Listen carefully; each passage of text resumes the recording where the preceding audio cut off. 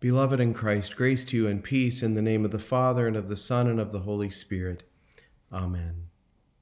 All Jesus wanted was that they would stay awake. In the olive grove outside of Jerusalem, late Thursday evening, he took Peter, James, and John into the trees where he prayed. He hoped that they would stay awake with him. They didn't. Maybe we can. There is so much of our liturgy tonight that we can't do in this year of our separation. We can't confess our sins together and each receive individual absolution at the altar. We can't wash each other's feet, though you can do that tonight if you're at home with someone. We can't gather together as Christ's body and share the meal Jesus gave tonight, and that hurts most of all. And we can't together witness the stark reality of the stripping of the chancel at the end of this liturgy. But we could try to stay awake with Jesus tonight. We don't hear the Gethsemane story on Thursday when it happens, only on Passion Sunday. But that time on the Mount of Olives, later this evening, offers a vision of how we might walk with Jesus not just through these days, but in our lives. Let's go to Gethsemane now. Jesus went with his disciples to a place called Gethsemane, and he said to them, "Sit here while I go over there and pray." He took with him Peter and the two sons of Zebedee and began to be grieved and agitated. Then he said to them, "I am deeply grieved, even to death. Remain here and stay awake with me." And going a little farther, he threw himself on the ground and prayed, "My Father, if it is possible, let this cup pass from me. Yet not what I want, but what you want." Then he came to the disciples and found them sleeping. And he said to Peter, "So could you not stay awake with me 1 hour? Stay awake and pray that you may not come into the time of trial. The spirit indeed is willing, but the flesh is weak." Again he went away for the second time and prayed, "My Father, if this cannot pass unless I drink it, your will be done." Again he came and found them sleeping, for their eyes were heavy.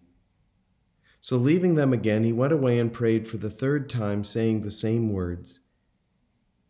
Then he came to the disciples and said to them, "Are you still sleeping and taking your rest? See, the hour is at hand, and the Son of Man is betrayed into the hands of sinners." Gethsemane is a return to the beginning of Jesus' ministry. Some of the first words he preached were, "Follow me." And though we don't think of these words tonight or in these 3 days, they're central to everything that happens here. Jesus called people to follow his path, the way of God's love. He told them it would mean taking on a burden like a cross. It would mean the loss of things dear to them, maybe even their life. We've softened his call to follow over the centuries, but in these 3 days, the implications of follow me become clear. If you follow Jesus, it means going to the upper room and learning to do what he did there. It means going to Gethsemane and learning how that is yours to endure. It means going to that forsaken hill of death outside Jerusalem and learning how it's also your hill. And it means going to a garden early Sunday morning and being awake for God's promise. For Jesus and those who belong to Christ, these days are all about learning how to follow. To do that, you will need to stay awake. If you stay awake, you will see a path of servanthood for you in the upper room. Watch closely this central moment that frames our liturgy tonight, when Jesus strips off his robe and, dressed like a slave, kneels before his followers and washes their feet. After he does this, Jesus is absolutely clear. I did this so you would follow me in the same. You would be willing to get down on your knees in love and do the most menial tasks for another person, or just do this commandment: love one another as I have loved you. If you stay awake for this hour in the upper room, you see what following looks like for you. It means being a servant in your love, just as Jesus was a servant in his. And that means sacrifice for you. When Jesus dramatically changed the Passover ritual, it must have shocked those at the table. Mary, Peter, Thomas, what did they think? The Passover bread is passed, and he says, "Take this. It is my body for you." The Passover wine is passed, and he says, "Take this. It is my blood for you." What on earth was he doing? If you are awake, you will see he's saying that following me means taking my whole life into you, my sacrificial love, my suffering. When you eat this bread and drink this wine, you are joined to what I will do tomorrow. You become part of my suffering and death, and it is life and forgiveness for you and for the world, because now you are my body. Paul taught us this. Jesus says it tonight. He takes you, he takes me, breaks us open and hands us to the world, saying, "Take this one. She is my body for you. Take this one. He is my blood for you."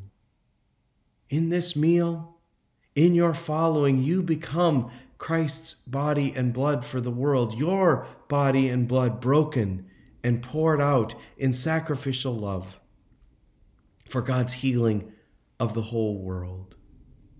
Go to Gethsemane tonight and stay awake. You will need help in this hard and challenging following. Jesus wanted his disciples to stay awake because he knew he would struggle with this path. He knew he would be talking to his Father in the mystery of the triune life about this cup he would drink, about the sacrifice of his own body and blood, the sacrifice of God's life for the world. And he knew that he was going to have a hard time following this path. That's what you need to stay awake for, to see how hard this was for Jesus, to learn that even the Son of God struggled with the cost of a life of servanthood, a life of sacrificial love, a path that led even to his own death.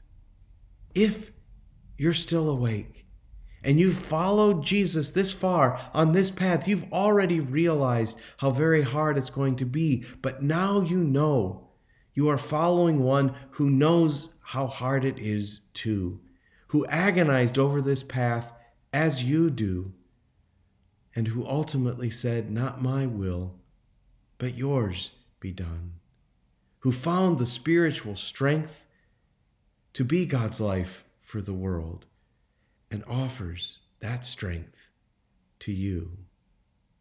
But please notice just what Jesus asks of you tonight.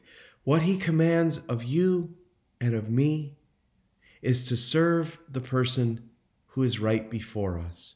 One person before whom you kneel and wash feet. One person to whom you love as you have been loved. One person for whom you offer your life sacrificially.